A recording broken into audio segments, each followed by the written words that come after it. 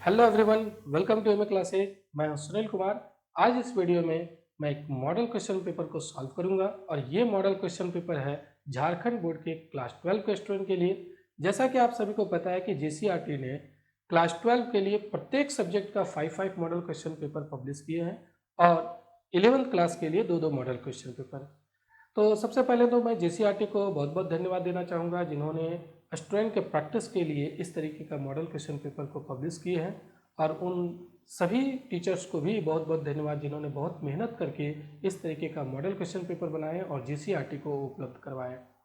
अब टीचर्स की जवाबदेही है कि जो जेसीईआरटी के द्वारा मॉडल क्वेश्चन पेपर बनाया गया है, जो पब्लिश किया गया है, वो स्टूडेंट तक पहुंचाया जाए और साथ में स्टूडेंट को इससे प्रैक्टिस करवाया जाए ताकि जो फर्स्ट टर्म एग्जाम होने वाला है, दिसंबर में होगा ये एग्ज़ाम, तो उसमें ज़्यादा से ज़्यादा मार्क्स ला सके। और ये मॉडल क्वेश्चन पेपर स्टूडेंट के लिए काफ़ी यूजफुल होगा।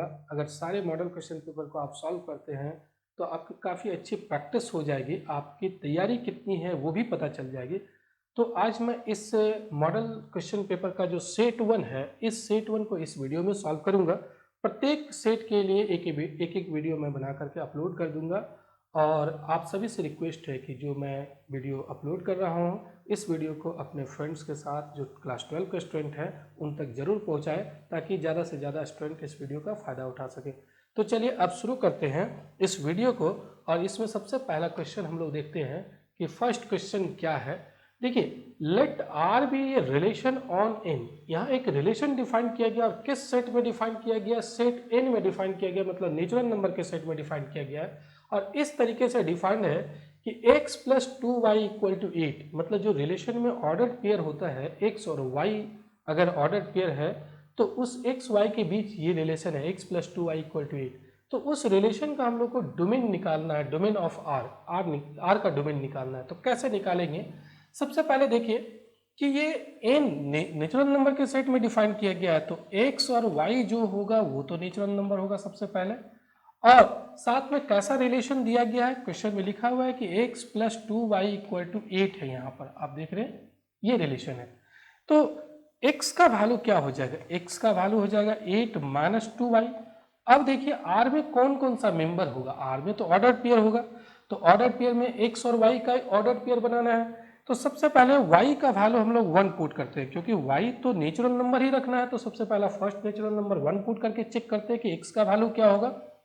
तो x का वैल्यू हो जाएगा 8 माइनस 2 और y का वैल्यू 1 है, 8 माइनस 2 मतलब 6 आ जाएगा। फिर y का वैल्यू आप 2 पुट कर लीजिए, तो 2 पुट करने से x का वैल्यू क्या होगा आप देख लीजिए यहाँ से 8 माइनस 2 और y का वैल्यू भी 2 पुट करेंगे तो 8 माइनस 4 मतलब 4 आ जाएगा। फिर y का वैल्यू अगर हम लोग 3 पुट करते हैं तब क्या होगा? देखिए x का वैल्यू, यहाँ पर y का वैल्यू 3 पुट कर रहे हैं 8 माइनस 2 इंटू 3, तो 2 इंटू 3 6, 8 में 6 सब्ट्रैक्ट करते हैं तो 2। अब हम लोग देखते हैं y का वैल्यू 4 पुट करने से क्या होगा। y का वैल्यू अगर 4 पुट करते हैं तो x का वैल्यू यहाँ पर आप चेक कीजिए 8 माइनस 2 और y का वैल्यू 4 पुट कर रहे हैं तो 8 माइनस 2 इंटू 4, तो 8 माइनस 8 जीरो हो गया। x जीरो नहीं हो सकता है क्योंकि x तो हम लोग को नेचुरल नंबर ही रखना है। तो y इक्वल टू 4 पुट करने से ये नेचुरल नंबर नहीं आ रहा है x, तो अब y इक्वल टू 4 पॉसिबल नहीं होगा, y इक्वल टू 5 भी पॉसिबल नहीं होगा क्योंकि 5 पुट करेंगे तो 8 माइनस 10 हो जाएगा, माइनस 2 आ जाएगा, माइनस 2 नेचुरल नंबर नहीं है। तो बस यही 3 होगा, ये जो 3 हम लोग यहाँ पर लिखे हैं बस यही होगा। तो एक पेयर बना लीजिए सभी का, x और y का, वही रिलेशन बन जाएगा, रिलेशन का मेंबर सब आ जाएगा। तो x का वैल्यू पहले लिखना है, x है 6 और y इसके करस्पॉन्डिंग y का वैल्यू है 1, तो 6 1 एक पेयर हो गया, ये रिलेशन का एक मेंबर हो गया। फिर x का वैल्यू 4 है, y का वैल्यू 2 है, तो 4 2 एक दूसरा मेंबर आ गया। और तीसरा मेंबर रिलेशन का होगा 2, x का वैल्यू 2 है और y का वैल्यू 3 है, तो 2, 3 ये जो ऑर्डर पेयर बना ये एक रिलेशन का मेंबर हो जाएगा। अब जब रिलेशन निकल गया तो रिलेशन में जो प्रत्येक पेयर है उसका फर्स्ट कंपोनेंट जो होता है वो डोमेन होता है। तो डोमेन क्या हो जाएगा? अगर हम लोग इस रिलेशन का डोमेन लिखे आर का, तो डोमेन में आ जाएगा 6 4 और 2। अब देख लीजिए 6 4 2 कौन सा है? 6 4 2 तो नहीं है, 2 4 6 है। तो आप सेट में 6 4 2 लिखें या 2 4 6 लिखें, दोनों तो सेट इक्वल है। तो डोमेन ये हो जाएगा, यानी कि इसका जो ऑप्शन ए है ये ट्रू हो जाएगा, 2 4 6 इस रिलेशन का डोमेन हो गया। चलिए अब आगे बढ़ते हैं हम लोग और नेक्स्ट क्वेश्चन देखते हैं कि नेक्स्ट क्वेश्चन क्या कहता है। जैसे समझिए क्वेश्चन ये है, नेक्स्ट क्वेश्चन कि let R L be the set of all lines. L जो है वो एक प्लेन पर जितने भी लाइन है, all lines in a plane, plane पर जितने भी लाइन है उसका एक सेट है। जैसे मान लीजिए ये एक प्लेन है, इस प्लेन पर जितने भी लाइन हम लोग ड्रॉ कर सकते हैं सारे लाइन का एक सेट बना लेंगे और वो सेट एल है और इसी सेट में एक रिलेशन डिफाइन किया गया है। And R with relation in L defined as, कैसे डिफाइन किया गया है, आर में जो मेंबर होगा वो ऑर्डर्ड पेयर L1 L2 होगा। कब होगा, जब L1 is perpendicular to L2। जरा समझिए, जैसे ये अगर प्लेन है तो इसमें बहुत सारे लाइन हम लोग ड्रॉ कर सकते हैं, इनफाइनाइट लाइन ड्रॉ कर सकते हैं। तो हम लोग मान लीजिए एक लाइन ड्रॉ कर लिए L1, एक लाइन ड्रॉ कर दिए L2, ये लाइन है, ध्यान दीजिएगा एरो होगा दोनों साइड में। तो इसी तरीके से बहुत सारे लाइन हम लोग ड्रॉ कर सकते हैं, इस तरीके से जितना भी लाइन हो सकता है इनफाइनाइट लाइन ड्रॉ कर सकते हैं। तो दो लाइन एक दूसरे से रिलेटेड कब होगा, जब L1 लाइन जो है अगर L2 पर परपेंडिकुलर है, तब वैसे केस में L1 is related to L2 by the relation R। मतलब L1 L2 जो है वो R का मेंबर होगा। ये पेयर R का मेंबर तभी होगा जब L1 L2 पर परपेंडिकुलर हो। जैसे ये लाइन और ये लाइन एक दूसरे पर परपेंडिकुलर नहीं है, तो ये दोनों एक दूसरे से रिलेटेड नहीं होगा, बस वही लाइन रिलेटेड होगा जो एक दूसरे पर परपेंडिकुलर है। तो इस तरीके से रिलेशन डिफाइन किया गया है। तो सवाल ये है कि देन आर अब रिफ्लेक्सिव है, सिमेट्रिक है, ट्रांजिटिव है, ये जरा चेक कर लीजिए। तो कैसे चेक करेंगे, अब जरा समझिए, ध्यान दीजिए। रिफ्लेक्सिव आप लोग को पता है कि रिफ्लेक्सिव तब होता है, जैसे मान लीजिए अगर लाइन हम लोग L1 लिए, L1 लाइन अगर L1 पर ही परपेंडिकुलर हो जाए, मतलब L1 R का मेंबर हो जाए, प्रत्येक एलिमेंट अपने से रिलेटेड अगर हो, तब वह R को हम लोग रिफ्लेक्सिव कहते हैं। तो सेट का प्रत्येक एलिमेंट अपने से रिफ्लेक्टिव होना ये रिलेटेड होना चाहिए। तो क्या कोई भी लाइन अपने पर परपेंडिकुलर होगा क्या, कोई भी लाइन, जैसे ये L1 लाइन है, ये L1 लाइन L1 पर ही परपेंडिकुलर होगा क्या, L1 के पैरेलल है, परपेंडिकुलर तो नहीं है। L1 के पैरेलल हो जाएगा लेकिन परपेंडिकुलर तो नहीं होगा, तो ये तो पॉसिबल होगा नहीं, मतलब R रिफ्लेक्सिव नहीं है। ये जो रिफ्लेक्सिव की बात हम लोग कर रहे हैं, रिफ्लेक्सिव नहीं है R। अब सिमेट्रिक है या नहीं, तो सिमेट्रिक कब होता है, जरा ध्यान दीजिएगा। सिमेट्रिक होता है तब जब वो अगर एक, जैसे मैं यहाँ पर बता रहा हूँ, जरा ध्यान दीजिए, L1 अगर L2 से रिलेटेड है, L1 L2 से रिलेटेड है, तो L2 भी किससे रिलेटेड होना चाहिए, L1 से, तब होता है ये सिमेट्रिक होता है। तो L1 अगर L2 से रिलेटेड है तो L2 भी L1 से रिलेटेड होना चाहिए। तो क्या ऐसा होगा, जरा समझिए। मान लीजिए एक लाइन है L1 और एक लाइन है L2, L1 परपेंडिकुलर है L2 पर, ये परपेंडिकुलर है, तो क्या L2 भी परपेंडिकुलर होगा L1 पर, बिल्कुल होगा। अगर L1 L2 पर परपेंडिकुलर है तो L2 भी तो L1 पर परपेंडिकुलर हो जाएगा। तो अगर L1 L2 R का मेंबर है तो L2 L1 भी R का मेंबर हो जाएगा, मतलब ये सिमेट्रिक हो जाएगा, ये सिमेट्रिक हो जाएगा, लेकिन रिफ्लेक्सिव नहीं है। अब ट्रांजिटिव है या नहीं वो जरा चेक कर लीजिए। ट्रांजिटिव में क्या होता है, जरा ध्यान दीजिएगा, मैं यहाँ पर बता रहा हूँ आगे। ट्रांजिटिव में होता क्या है, इसको मैं थोड़ा सा इरेज कर लेता हूँ। तो ट्रांजिटिव में मान लीजिए L1 कॉमा L2 ये R का मेंबर है, और फिर एक L2 कॉमा L3 ये भी R का मेंबर है। तो क्या होना चाहिए, L1 कॉमा L3 ये भी R का मेंबर होना चाहिए, तब होता है वो ट्रांजिटिव। तो क्या ऐसा होगा, जरा समझिए। मान लीजिए ये लाइन है L1, ये लाइन है L1 किस पर परपेंडिकुलर है, L2, और L2 किस पर परपेंडिकुलर है, L3 पर। चेक कीजिए, ये जो L1 लाइन है वो किस पर परपेंडिकुलर है, L2 पर, और L2 लाइन जो है वो किस पर परपेंडिकुलर है, L3 पर परपेंडिकुलर है।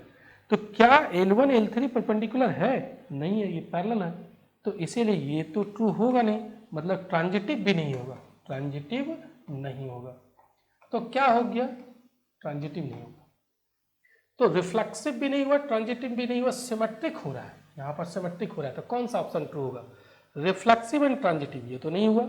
Symmetric but neither reflexive not transitive, symmetric है लेकिन रिफ्लेक्सिव और ट्रांजिटिव नहीं है, तो बी ऑप्शन जो है वो इसका ट्रू हो जाएगा।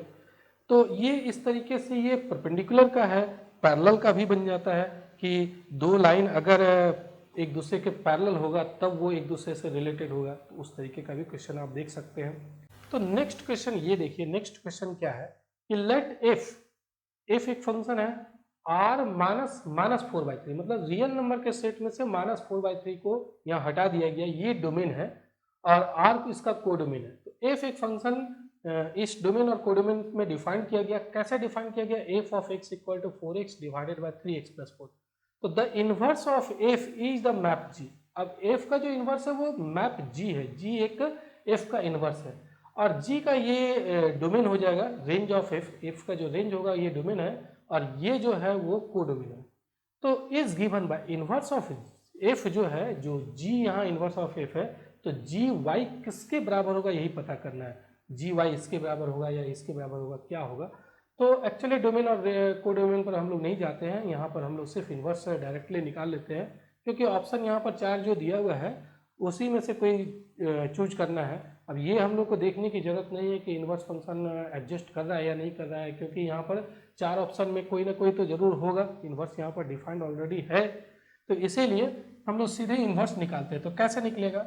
यहाँ पर मान लीजिए y equal to f of x, f of x का तो वैल्यू दिया हुआ है, ये x का जो एफ इमेज है वो y सपोज कर देते हैं और एफ ऑफ एक्स है 4x divided by 3x plus 4, ये एफ ऑफ एक्स का वैल्यू है।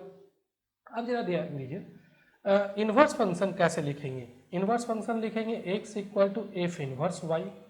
आप लोग को पता है कि y equal to f of x है तो x equal to f inverse y, और एफ इन्वर्स y की जगह ही यहाँ पर जी वाई लिखा हुआ है, मतलब एफ इन्वर्स नहीं लिखा हुआ है, एफ का जो इन्वर्स है उसी को हम लोग यहाँ पर जी कर रहे हैं। Inverse of F is the map G लिखा हुआ है। तो अब जरा देखिए एफ इन्वर्स वाई को आप जी वाई भी लिख सकते हैं, जी ऑफ वाई। तो करना क्या है, इन्वर्स निकालने के लिए x का वैल्यू निकालना पड़ेगा y के टर्म में। यहाँ पर आप देखिए y का वैल्यू x के टर्म में दिया हुआ है, अब x का वैल्यू आपको y के टर्म में निकाल लेना पड़ेगा। तो कैसे निकालेंगे? यहाँ से आप क्रॉस मल्टीप्लीकेशन कर दीजिए, तो 3x into y plus 4 into y और यहाँ पर है आपका 4x, इसको उधर ले जाते हैं तो दैट इज यहाँ से x का वैल्यू निकालना है, तो ये उधर ले जाएंगे तो 4x माइनस 3xy और x आप यहाँ से कॉमन ले लीजिए, तो दैट इज 4y और x अगर कॉमन ले लेते हैं तो ये 4 माइनस 3y हो जाएगा। अब ये इधर डिवाइड कर दीजिए तो यहाँ से x का वैल्यू निकल जा रहा है, तो x का वैल्यू कितना आ रहा है 4y divided by 4 minus 3y, और x की जगह आप क्या लिख सकते हैं, एफ इनवर्स y या फिर g ऑफ y लिख सकते हैं। तो x का वैल्यू हो गया g of y is equal to 4y divided by 4 minus 3y। अब देख लीजिए कौन सा ऑप्शन ट्रू है, यहाँ पर G Y equal to 4y divided by 4 minus 3y, मतलब ये जो ऑप्शन बी है ये ट्रू हो जाएगा। तो इस तरीके से अगर फंक्शन यहाँ पर डिफाइन किया हुआ है तो उसका इन्वर्स फंक्शन निकाल सकते हैं। जरूरी नहीं है आप प्रैक्टिस कर रहे हैं मॉडल क्वेश्चन पेपर को, तो इस तरीके से और भी क्वेश्चन को आप जरूर प्रैक्टिस कीजिए। यहाँ पर कोई दूसरा फंक्शन अगर आपके बुक में है तो उसको एक बार देखिए, उसका इन्वर्स निकालिए। अब चलिए आगे बढ़ते हैं next question. Let the function f and g be 1 1 on 2 then gof is, ये आपको याद रखना है, एक रूल है, आप बुक में देखिएगा। तो अगर एफ और जी दोनों फंक्शन 1 1 ऑन 2 है तो गॉफ या फॉग भी 1 1 ऑन 2 होता है, गॉफ भी 1 1 ऑन 2 होता है, फॉग भी 1 1 ऑन 2 होता है। तो पूछा जा रहा है गॉफ कैसा है, गॉफ भी 1 1 ऑन 2 होगा, मतलब ऑप्शन जो ए है इसका ये ट्रू हो जाएगा। तो चलिए अब आगे बढ़ते हैं नेक्स्ट क्वेश्चन। ये तो स्टेटमेंट बेस्ड क्वेश्चन था, यहाँ कुछ बनाना नहीं था। क्वेश्चन नंबर 5 देखिए, let the function f from r to r be defined by f of x equal to 3 minus 4x then f is. अब एक यहाँ पर फंक्शन दिया हुआ है, इस फंक्शन के बारे में पता करना है कि ये फंक्शन कैसा है, 1 1 है, 1 2 है, मेनी 1 है और इनटू है, कैसा है ये पता करना है। तो इसको पता करने के लिए एक तो मैथमेटिकल रूल होता है और आप किसी भी फंक्शन का 1 1 ऑन 2 चेक करने के लिए ग्राफ से भी चेक कर सकते हैं। ग्राफ से बड़ा आसान हो जाता है, जो फंक्शन का ग्राफ हम लोग आसानी से बना सकते हैं उस फंक्शन को ग्राफ से ही आप देख करके बता सकते हैं कि वो 1 1 ऑन 2 होगा या नहीं होगा। तो यहाँ पर तो इसका ग्राफ बहुत आसानी से बना सकते हैं। आप y equal to f x मान लीजिए और एफ एक्स का वैल्यू आपका क्या है 3 माइनस 4x। तो y equal to 3 minus 4x तो एक स्ट्रेट लाइन होगा। इस स्ट्रेट लाइन को आप ड्रॉ कर लीजिए। आप कोऑर्डिनेट ज्योमेट्री पढ़े हैं, डायरेक्ट आप लिख सकते हैं स्लॉप आपका -4 आ रहा है, y इंटरसेप्ट 3 आ रहा है। तो इस तरीके से आप डायरेक्ट भी कर सकते हैं, या एक छोटा सा टेबल आप बना लीजिए जो आप अंडर 10th क्लास में करते थे, तो उस तरीके से भी बना सकते हैं। मान लीजिए x का वैल्यू अगर 0 पुट करेंगे तो y का वैल्यू 4 आ जाएगा, x का वैल्यू अगर 1 पुट करेंगे तो y का वैल्यू -1 आ जाएगा। तो ये एक ग्राफ बना करके देखिए कि ग्राफ क्या होगा। x एक्सिस और ये y एक्सिस हो गया, यहाँ पर ओरिजिन हो गया। x का वैल्यू 0 है तो y का वैल्यू 4 है, मान लीजिए यहाँ पर है x का वैल्यू 0 और y का वैल्यू 4। x का वैल्यू 1 है तो y का वैल्यू -1 है, तो x का वैल्यू मान लीजिए यहाँ पर 1 है और y का वैल्यू -1 यहाँ पर है। तो इस तरीके से ग्राफ आएगा। सॉरी ये तो नहीं हुआ, थोड़ा सा इस तरीके से ग्राफ आएगा। यहाँ पर यहाँ से पास करेगा और एक यहाँ से पास करा, मान लीजिए 4 यहीं पर है। तो ये सपोज कीजिए ऐसा ग्राफ होगा, लाइन एक लाइन ही होगा ऐसा। और इसका स्लॉप क्या है, स्लॉप है -4 मतलब 90 डिग्री से ज़्यादा बनाएगा। और y इंटरसेप्ट काट रहा है 4, तो डायरेक्ट भी आप बना सकते हैं। स्लॉप -4 है तो 90 डिग्री से ज़्यादा एंगल बना रहा है, और y इंटरसेप्ट 3 है तो ये y इंटरसेप्ट 3 हो गया। तो ये इस तरीके से ग्राफ बन रहा है, इस फंक्शन का ग्राफ बना है। मैं इसको थोड़ा सा इरेज कर लेता हूँ, फिर से मैं आपको बता रहा हूँ कि इस तरीके का ग्राफ बन रहा है। ये एक स्ट्रेट लाइन है, यही इस फंक्शन का ग्राफ है। तो अब ग्राफ देख करके आप कैसे बता सकते हैं कि 1 1 1 2 है या नहीं। तो आप देखिए डोमेन और कोडोमेन क्या है, डोमेन भी आ रहा है, कोडोमेन भी आ रहा है। मतलब इधर y में भी ये y जो है, y का वैल्यू भी -∞ से +∞, और x का भी वैल्यू +∞ से -∞ से +∞, कुछ भी हो सकता है, क्योंकि डोमेन भी आ रहा है और कोडोमेन भी यहाँ पर आ रहा है। तो अब करना क्या है, अब हॉरिजॉन्टल लाइन आप ड्रॉ कीजिए, हॉरिजॉन्टल लाइन। अब जितना भी हॉरिजॉन्टल लाइन हो सकता है, जितना भी यहाँ पर कोडोमेन में क्या है, कोडोमेन तो आर है, मतलब y में वैल्यू आर है, कुछ भी वैल्यू हो सकता है y का। तो इधर हम लोग कोई भी लाइन, अगर हम लोग हॉरिजॉन्टल लाइन ड्रॉ करें, कोई भी लाइन हो सकता है, कोई भी लाइन कहीं पर भी ड्रॉ कर सकते हैं, क्योंकि आर y का वैल्यू पूरा आर है, मतलब इधर भी इन्फिनिटी तक है और इधर भी -∞ तक। तो कोई भी लाइन अगर ड्रॉ करते हैं तो इस ग्राफ को, जो फंक्शन का ग्राफ है, कितने पॉइंट पर इंटरसेक्ट करेगा, या करेगा या नहीं करेगा। कोई भी लाइन ड्रॉ करेंगे तो जरूर एक पॉइंट पर इंटरसेक्ट करेगा। देखिए एक पॉइंट पर इंटरसेक्ट किया ना, रेड वाला जो लाइन है, रेड वाला लाइन इसी फंक्शन का ग्राफ है। इस पर यहाँ पर इंटरसेक्ट किया, यहाँ पर इंटरसेक्ट किया, यहाँ पर इंटरसेक्ट किया। तो इस ग्राफ को कम से कम एक पॉइंट पर अगर इंटरसेक्ट करता है तो वो ऑन टू होगा, लेकिन करना चाहिए। अगर नहीं करेगा तब फिर इनटू हो जाएगा। और वो कहाँ देखना है, हम लोग को देखना है कोडोमेन में। कोडोमेन तो खैर पूरा है, तो पूरा है तो कहीं से भी हम लोग लाइन अगर हम लोग ड्रॉ करते हैं, कोई भी लाइन ड्रॉ करते हैं, तो इस ग्राफ को कम से कम एक पॉइंट, एटलीस्ट 1 पॉइंट पर इंटरसेक्ट करना चाहिए। कर रहा है, इसीलिए ये फंक्शन कैसा होगा, ऑन टू। और एक ही पॉइंट पर करना चाहिए, तब वो 1 1 होगा। क्या एक से अधिक पॉइंट पर ग्राफ इंटरसेक्ट करेगा, ग्राफ को एक ही पॉइंट पर इंटरसेक्ट करेगा, तो इसीलिए ये क्या हो जाएगा, 1 1 भी हो जाएगा और ऑन टू भी हो जाएगा। तो इस तरीके से हम लोग सिर्फ ग्राफ देख करके बता सकते हैं कि ये फंक्शन कैसा होगा, 1 1 भी होगा और ऑन टू भी होगा। तो कौन सा ऑप्शन ट्रू हो जाएगा, ऑप्शन नंबर सी जो है, ऑप्शन सी, ये ट्रू हो जाएगा। तो चलिए अब आगे बढ़ते हैं, नेक्स्ट क्वेश्चन को देखते हैं। नेक्स्ट क्वेश्चन ये है कि f x equal to this, then f of 1 is equal to, ये तो बड़ा आसान है, आपको वैल्यू लिखना है। तो एफ ऑफ 1 कितना हो जाएगा, आप देख लीजिए, एक्स की जगह 1 पुट कर दीजिए, तो ये 1 - 1 डिवाइडेड बाय 1 + 1, ऊपर 0 और डिवाइडेड बाय 2, मतलब 0 आ रहा है, यानी कि ऑप्शन सी जो है वो ट्रू हो जाएगा। तो ये सिंपल सा क्वेश्चन था। आगे बढ़ते हैं, next question, if sine inverse x equal to y, then y का वैल्यू क्या होगा। तो एक्चुअली यहाँ पर क्वेश्चन पूछने का मतलब है प्रिंसिपल वैल्यू ब्रांच पता करना है। Sine inverse x equal to y, तो वाई का वैल्यू क्या होगा। तो प्रिंसिपल वैल्यू ब्रांच आप लोग साइन इनवर्स का पढ़े हैं, जो भी इनवर्स ट्रिग्नोमेट्रिक फंक्शन है उसका डोमेन और प्रिंसिपल वैल्यू ब्रांच या रेंज जो है वो आपको याद रखना है।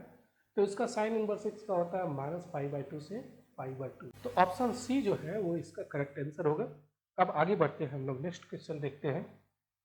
इसको इरेज कर लेता हूँ। नेक्स्ट क्वेश्चन ये है, the principal value of tan inverse -1। ये भी प्रिंसिपल वैल्यू से रिलेटेड है।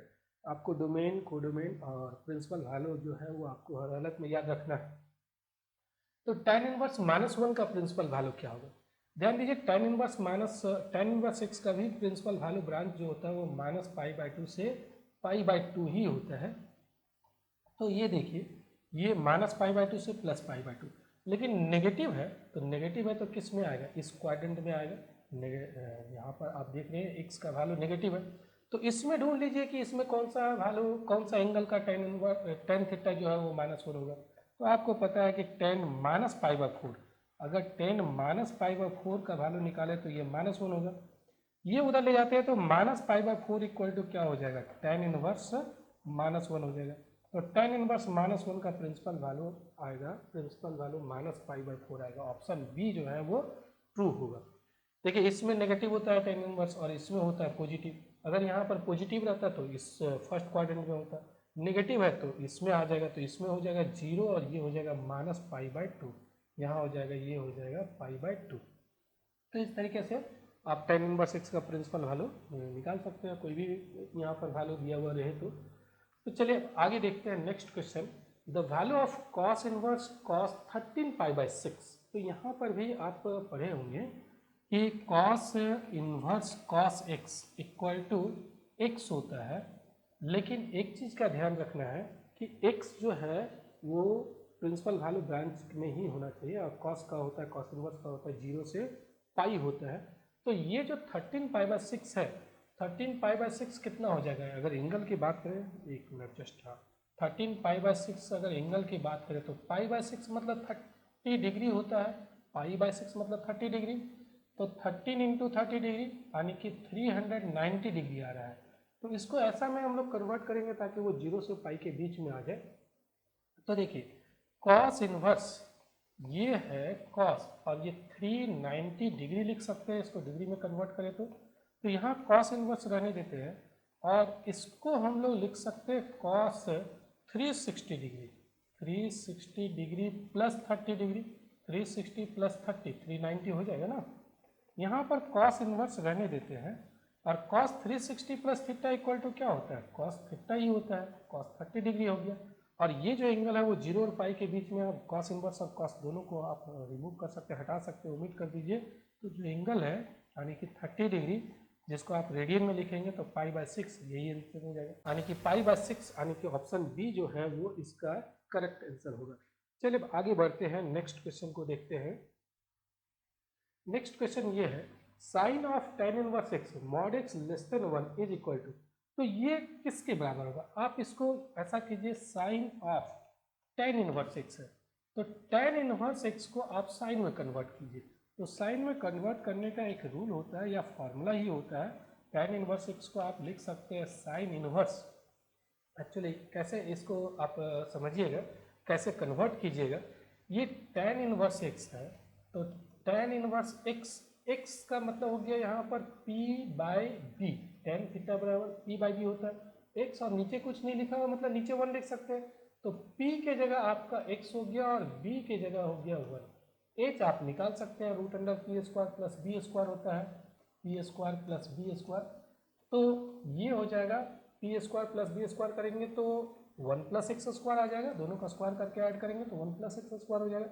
अब tan इनवर्स को आपको साइन इनवर्स में कन्वर्ट करना है, साइन इनवर्स p/h होता है, तो p के जगह क्या है आपका? p के जगह x है, और h के जगह क्या निकला हुआ है? h के जगह √1 प्लस x² निकला हुआ है। तो अब साइन और साइन इनवर्स दोनों को आप रिमूव कर दीजिए, यहाँ से बचेगा x divided by √1 plus x²। तो ये इसका आंसर हो जाएगा। इस तरीके से आप ऑप्शन जो डी है वो करेक्ट आंसर होगा, इस तरीके से बना सकते हैं।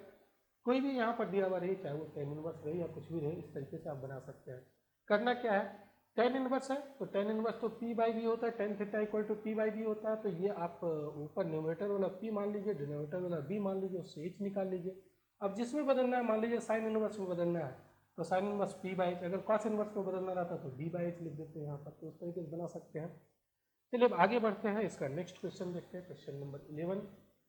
ये कहता है if a equal to aij m/n then the transpose of a। ये तो आप लोग डिफिनेशन में पढ़े होंगे कि ट्रांसपोज में क्या होता है, रो और कॉलम इंटरचेंज हो जाता है, रो बन जाता है कॉलम और कॉलम हो जाता है रो। ऑर्डर भी जस्ट अपोजिट हो जाता है। जैसे अगर ये ए मैट्रिक्स जो है, ए मैट्रिक्स 2/3 ऑर्डर का है, तो इसका जो ट्रांसपोज होगा, ट्रांसपोज किस ऑर्डर का हो जाएगा, 3/2। तो देन ट्रांसपोज ऑफ ए, सबसे तो पहले ऑर्डर चेंज होगा, m बाई n है तो n बाई m हो जाएगा ये वाला, और यहाँ ए आई जे है तो वो ए जे आई हो जाएगा। ऑप्शन नंबर सी जो है वो करेक्ट होगा, क्योंकि रो कॉलम में और कॉलम रो में कन्वर्ट होता है, तो आई जे भी यहाँ पर जे आई में हो जाएगा, मतलब ये ऑप्शन नंबर सी जो, ऑप्शन सी जो है वो करेक्ट होगा। आगे बढ़ते हैं। नेक्स्ट क्वेश्चन है 12। देखिए ये आपके मॉडल क्वेश्चन में थोड़ा सा प्रिंटिंग मिस्टेक है, यहाँ पर 9x होगा, वहाँ पर 4x लिखा हुआ है, तो आप लोग थोड़ा सा सुधार लीजिएगा उसको। ये दो मैट्रिक्स इक्वल है तो x और y का वैल्यू निकालना है, बड़ा सिंपल सा सवाल है। तो सबसे पहले देखिए, जब दोनों मैट्रिक्स इक्वल है तो करस्पॉन्डिंग एलिमेंट इक्वल होता है। ये 2x प्लस वाई किसके इक्वल हो जाएगा, ये एलिमेंट 7 के इक्वल होगा। फिर 9x किसके इक्वल होगा, 9x होगा 7y माइनस 3, ये एलिमेंट इस एलिमेंट के। फिर 5x माइनस 7 किसके इक्वल होगा, ये y के इक्वल होगा। और फिर 4x इक्वल टू किसके इक्वल होगा, x प्लस 6 के इक्वल हो जाएगा। अब इसी को सॉल्व कर लीजिए। तो जैसे लास्ट वाला से देखिए, x को आप इधर ले आइए, यहाँ पर 3x हो जाएगा, और 3x इक्वल टू 6, x का वैल्यू 2 हो गया। अब ये जो x का वैल्यू निकला है वो किसी में भी पुट कर लीजिए। मान लीजिए इसी में पुट करते हैं, तो x का वैल्यू 2 पुट करते हैं, तो यहाँ 10 माइनस 7 इक्वल टू वाई, तो यहाँ से क्या हो जाएगा, y इक्वल टू 3 आ गया। अब ये चेक कर लीजिए कि इसको सेटिस्फाई कर रहा है या नहीं कर रहा है, x और y का वैल्यू इसको सेटिस्फाई कर रहा है या नहीं कर रहा है। अगर सेटिस्फाई कर रहा है तब दोनों मैट्रिक्स इक्वल होगा, अगर सेटिस्फाई नहीं कर रहा है तो इक्वल नहीं होगा। तो खैर ये आप चेक कर सकते हैं, जरूर सेटिस्फाई करेगा। तो x का वैल्यू 2 और y का वैल्यू 3, मतलब ये जो ऑप्शन बी जो है वो करेक्ट होगा। इसका सही आंसर हो गया ऑप्शन बी। चलिए अब आगे बढ़ते हैं, नेक्स्ट क्वेश्चन को देखते हैं। क्वेश्चन नंबर 13 में है, यहाँ पर एक मैट्रिक्स ए दिया हुआ है, then A square is equal to, एक मैट्रिक्स ए दिया हुआ है 2/2 ऑर्डर का, तो ए स्क्वायर निकालना है। ए स्क्वायर का मतलब हो गया ए इंटू ए। अब ए को ए से मल्टीप्लाई करना है। देखिए ए है 0 1 1 0, फिर ए को भी लिख जाइए यहाँ पर 0 1 1 0। अब इसको मल्टीप्लाई कैसे करना है, मल्टीप्लाई होता है रो और कॉलम मल्टीप्लाई होता है। तो देखिए मैं एक तरीका बता रहा हूँ आप लोग को दो मैट्रिक्स को मल्टीप्लाई करने का। इसका 2 कॉलम है, इसके रो को 2 बार ऐड करके लिख जाइए, 0 प्लस 1 फिर 0 प्लस 1, 2 बार ऐड करके लिख जाइए। सेकेंड रो को भी लिखिए 1 प्लस 0, और यहाँ पर भी 1 प्लस 0। एक तरीका मैं बता रहा हूँ यहाँ पर मल्टीप्लाई करने का। अब इसका फर्स्ट कॉलम लेंगे 0 1, यहाँ पर भी 0 1 से मल्टीप्लाई कर देंगे। इसका सेकेंड कॉलम लेंगे 1 0, यहाँ पर 1 0 से मल्टीप्लाई कर देंगे 1 0। एक्चुअली रो और कॉलम ही मल्टीप्लाई हुआ, ये रो और ये कॉलम मल्टीप्लाई हुआ। देखिए 0 इंटू 0 और 1 इंटू 1। फिर ये रो और ये कॉलम मल्टीप्लाई हुआ, 0 इंटू 1 और फिर 1 इंटू 0। अब देख लीजिए ये कितना आ रहा है, इसको थोड़ा सिंप्लीफाई कर लेते हैं हम लोग। ये आ रहा है यहाँ पर 1, ये आ रहा है यहाँ पर 0, ये आ रहा है आपका 0, और यहाँ पर ये आ रहा है 1। तो ये ऑप्शन कौन सा है आप ढूंढ लीजिए। ऑप्शन आपको ये डी जो है, डी ऑप्शन करेक्ट है। तो इस तरीके से ए स्क्वायर आप निकाल सकते हैं, कोई भी मैट्रिक्स को आप मल्टीप्लाई कर सकते हैं। चलिए नेक्स्ट क्वेश्चन को हम लोग देखते हैं, क्वेश्चन नंबर 13। ये एक मैट्रिक्स है, ये कैसा मैट्रिक्स है, आइडेंटिटी मैट्रिक्स तो नहीं है। क्यों, क्योंकि आइडेंटिटी मैट्रिक्स में डायगोनल एलिमेंट सभी 1 होता है, यहाँ पर 2 है, यहाँ 0 है, इसलिए आइडेंटिटी नहीं है। Symmetric matrix, symmetric matrix check करना पड़ेगा सिमेट्रिक है या नहीं। तो देखिए इस मैट्रिक्स को अगर हम लोग ए मान लें, यहाँ पर 1 0 0 0 2 0 0 0 0, इसका आप ट्रांसपोज निकालिए। तो ट्रांसपोज कैसे निकालेंगे, रो और कॉलम इंटरचेंज कर देंगे। जो फर्स्ट रो है फर्स्ट कॉलम में बदल जाएगा, सेकेंड रो सेकेंड कॉलम में बदल जाएगा, थर्ड रो थर्ड कॉलम में बदल जाएगा। तो आप चेक कीजिए ये और ये दोनों सेम है या नहीं है। दोनों सेम है, ए और ए का ट्रांसपोज दोनों सेम है। अगर ए और ए का ट्रांसपोज सेम रहे तो वो मैट्रिक्स है, सिमेट्रिक मैट्रिक्स होता है। तो इसका ऑप्शन बी जो है वो करेक्ट ऑप्शन होगा। अब असली सिमेट्रिक तो होगा नहीं, सिमेट्रिक हो गया तो नन ऑफ दीज भी नहीं होगा, तो ऑप्शन बी जो है वो करेक्ट ऑप्शन होगा। आगे बढ़ते हैं, नेक्स्ट क्वेश्चन को देखते हैं। यहाँ पर एक मैट्रिक्स ए दिया हुआ है और एक मैट्रिक्स बी दिया हुआ है। तो दोनों को सबसे पहले तो मल्टीप्लाई करना है, और मल्टीप्लाई करने के बाद फिर उसका ट्रांसपोज निकालना है। तो ए बी डैश निकालना है, ट्रांसपोज निकालना है। पहले दोनों को मल्टीप्लाई कर लेते हैं हम लोग, ए और बी को। तो ए और बी को कैसे मल्टीप्लाई करते हैं? ए में यहाँ पर आपका है 1 -4 3 और बी में क्या है? बी में है -1 2 1। कैसे मल्टीप्लाई किया जाता है? मैं अभी तरीका बता रहा था। इसमें जितना कॉलम है उतना बार इसके रो को ऐड करके लिखेंगे। तो यहाँ पर 3 कॉलम है, इसके रो को 3 बार ऐड कीजिए। तो फर्स्ट रो में तो 1 ही है, 1 ही लिखिए। यहाँ पर भी 1 3 बार लिखना है। फिर इसको लिखिए -4 को भी 3 बार, सेकेंड रो को भी, और थर्ड रो को भी 3 बार लिखेंगे, 3 3 3। अब इसका जो फर्स्ट कॉलम है, फर्स्ट कॉलम को मल्टीप्लाई कर देंगे। फर्स्ट कॉलम क्या है? -1, यहाँ पर भी -1, यहाँ पर भी -1। सेकेंड कॉलम 2 है तो 2 से यहाँ पर मल्टीप्लाई कर देंगे 2 से। थर्ड कॉलम 1 है तो 1 से यहाँ पर मल्टीप्लाई कर देंगे 1 से। तो आप देख लीजिए कितना आ रहा है ये। तो ये आ रहा है यहाँ पर -1, वो हो जाएगा 2, आगे है 1, फिर ये हो जाएगा 4, यहाँ पर -1, यहाँ पर -4, यहाँ पर -3, यहाँ पर 6, यहाँ पर 3। अब इसका ट्रांसपोज निकालना है। तो -1 2 1 ये रो में बदल जाएगा। देख लीजिए -1 2 1 ये वाला हो गया। फिर 4 -1 -4 4 -1 -4, फिर -3 6 3 जो थर्ड रो है, थर्ड कॉलम में -3 6 3। मतलब ऑप्शन जो ए है वो करेक्ट होगा। इसका ट्रांसपोज निकालेंगे तो यही आ जाएगा। रो और कॉलम को इंटरचेंज करेंगे तो यही आ जाएगा। अब क्वेश्चन नंबर 16 ये है कि वैल्यू ऑफ एक डिटर्मिनेंट दिया हुआ है, डिटर्मिनेंट का वैल्यू क्या होगा? तो ये सिंपल है, आप डिटर्मिनेंट को एक्सपेंड कर लीजिए। कैसे एक्सपेंड करते हैं? कॉस थीटा को कॉस थीटा से मल्टीप्लाई करेंगे तो ये हो जाएगा कॉस स्क्वायर थीटा, और माइनस दिस इंटू दिस, ये दोनों मल्टीप्लाई करेंगे तो साइन थीटा और minus sine theta, minus sine square theta और खुद माइनस यहाँ पर है तो प्लस साइन स्क्वायर थीटा, और cos square theta plus sine square theta equal to 1 हो जाएगा। तो इसका ऑप्शन जो सी है वो करेक्ट आंसर हो जाएगा। तो ये एक सिंपल क्वेश्चन था। चलिए अब आगे बढ़ते हैं, नेक्स्ट क्वेश्चन को देखते हैं। क्वेश्चन नंबर 17 में ये है कि दोनों डिटर्मिनेंट इक्वल है देन एक्स इज। अगर ये दोनों डिटर्मिनेंट इक्वल होगा तो एक्स का क्या वैल्यू होगा? तो पहले ये लेफ्ट हैंड साइड में जो डिटर्मिनेंट है उसको एक्सपेंड कर लीजिए। 2 5 जा 10 हो जाएगा, और माइनस यहाँ पर आएगा 4 3 जा 12, और इधर आप देखिए इधर क्या होगा, x इंटू 5x हो जाएगा ये, और माइनस 2x इंटू 3 6x हो जाएगा। तो ये 10 - 12 तो -2 हो गया, और यहाँ पर 5x में 6x सब्ट्रैक्ट करते हैं तो -x हो जाएगा। माइनस माइनस कैंसिल हो जाएगा तो x का वैल्यू 2 आ रहा है। तो ऑप्शन ए जो है वो इसका करेक्ट आंसर हो जाएगा। चलिए आगे बढ़ते हैं, नेक्स्ट क्वेश्चन को देखते हैं। 18 number, which of the following is correct? कौन सा ये करेक्ट है? यहाँ पर 4 स्टेटमेंट दिया हुआ है, उसमें से कौन सा करेक्ट है?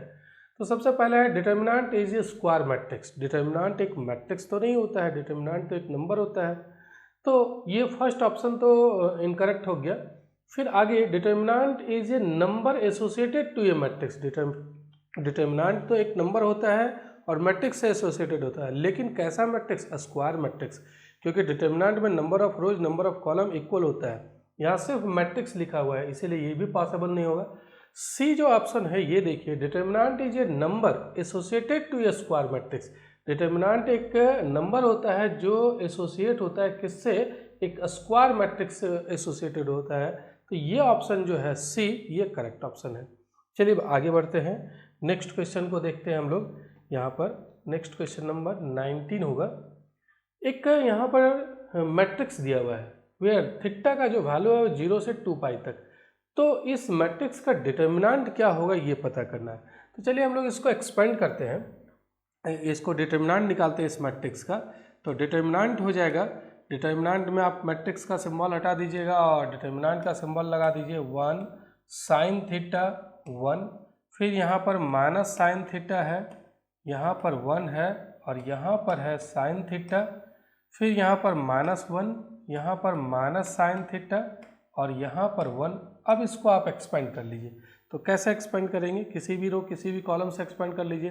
पहले हम लोग फर्स्ट रो से ही एक्सपेंड कर लेते हैं। 1 लिखते हैं, 1 के साथ में 1 इंटू 1 1, और माइनस माइनस प्लस हो जाएगा, ये आएगा साइन स्क्वायर थीटा।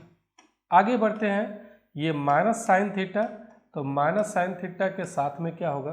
ये कॉलम और ये रो छोड़ देंगे, minus sine theta into 1 minus sine theta, और फिर माइनस दिस इंटू दिस, तो माइनस और खुद माइनस है तो प्लस हो जाएगा प्लस साइन थीटा।